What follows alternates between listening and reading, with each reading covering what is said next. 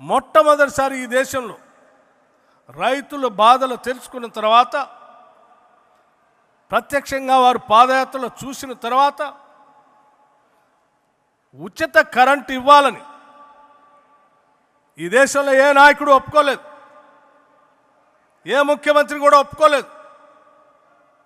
కానీ అందరినీ ఒప్పించి ఉచిత కరెంటు రైతులకు ఇస్తేనే వ్యవసాయ పరంగా అభివృద్ధి చెందుతే కాదు, రైతులు ఆత్మహత్యలు చేసుకోకుండా నిలబడగలుగుతారు, నేను చేయగలుగుతాను అని చెప్పి అందరిని ఒప్పించి మేనిఫెస్టోలో పెట్టి ముఖ్యమంత్రి కాగానే తొలి సంతకం పెట్టి దేశానికి ఆదర్శంగా నిలిచినటువంటి ఒక గొప్ప దార్శనికుడు డాక్టర్ వైఎస్ రాజశేఖర రెడ్డి గారు.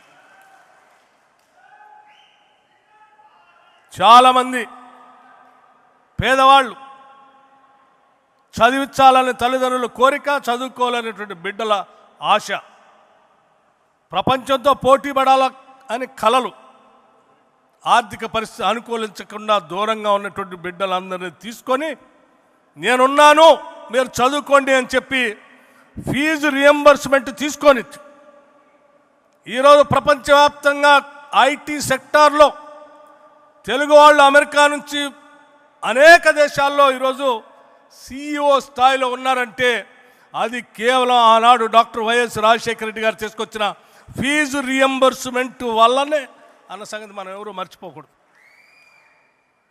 ఇలా చెప్పుకుంటూ పోతే అనేక సంక్షేమ కార్యక్రమాలు, ఇందిరమ్మ ఇల్లు కావాలంటే ఎమ్మెల్యేకు 500 కోట,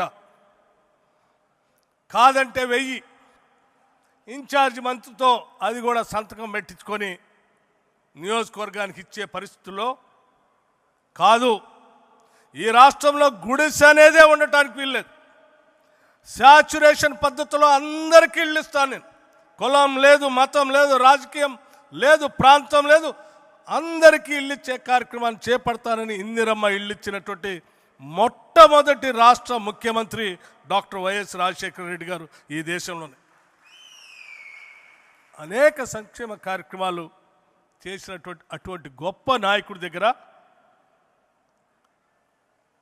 పార్టీలో పనిచేసే అదృష్టం, శాసన మండలిలో పనిచేసేటువంటి అదృష్టం, శాసనసభలో చీఫ్ విప్గా పనిచేసేటువంటి అదృష్టం కలగటం నేను నా అదృష్టంగా నేను భావిస్తూ ఉన్నాను. అటువంటి నాయకుడి దగ్గర తర్ఫీదు పొందటం, పనిచేయటం.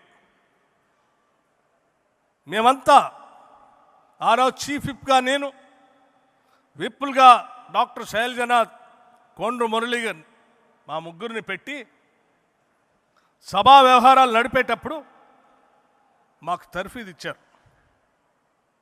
శాసనసభ్యులు కానీ, ప్రజలకు కానీ, చట్టసభలో కానీ, పాలనలో కానీ ప్రజల కోసం ఏం చేయాలో చాలా స్పష్టంగా మా అందరికీ తర్ఫీదు ఇచ్చి నిలబెట్టినటువంటి నాయకుడు ఆయన. చివరి రోజు మేమంతా అడిగాం, శాసనసభ అయిపోయింది చిట్ట చివరి రోజు, తెల్లారే రచ్చబండ కార్యక్రమాన్ని ప్రకటించారు. వారిని ప్రత్యేకంగా కలిసి అడిగాం, సార్ ఒక్కరోజు గ్యాప్ ఇద్దాం సార్, శాసనసభ్యులంతా కొత్త గెలిచి వచ్చారు, ఒక్కరోజు గ్యాప్ ఇస్తే మళ్ళీ వాళ్ళ నియోజకవర్గాల్లో పోయి పండగ చేసుకుంటారు సార్ అంటే, లేదు, ప్రజలు ఎంతో నమ్మకంతో మనల్ని గెలిపించారు, ఒక్క నిమిషం కూడా వృధా చేయడానికి వీల్లేదు, తెల్లారే రచ్చబండ కొనసాగాల్సిందే అని చెప్పి బయలుదేరి మనందరి నుంచి కనపడినంత దూరానికి వెళ్ళిపోయారు. కానీ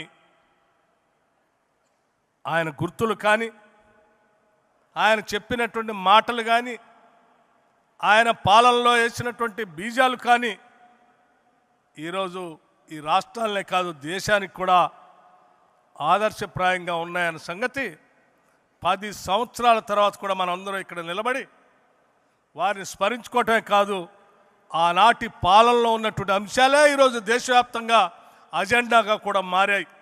అటువంటి రాజశేఖర రెడ్డి గారు ఆంధ్రప్రదేశ్లో పుట్టడం, అది కూడా కాంగ్రెస్ పార్టీలో నాయకత్వం వహించడం, రాష్ట్ర కాంగ్రెస్ కమిటీ అధ్యక్షుడిగా పనిచేయటం, ఈ రాష్ట్రానికి ముఖ్యమంత్రిగా పనిచేయటం కాంగ్రెస్ పార్టీ కార్యకర్తలుగా మనందరి అదృష్టంగా నేను భావిస్తూ ఉన్నాను.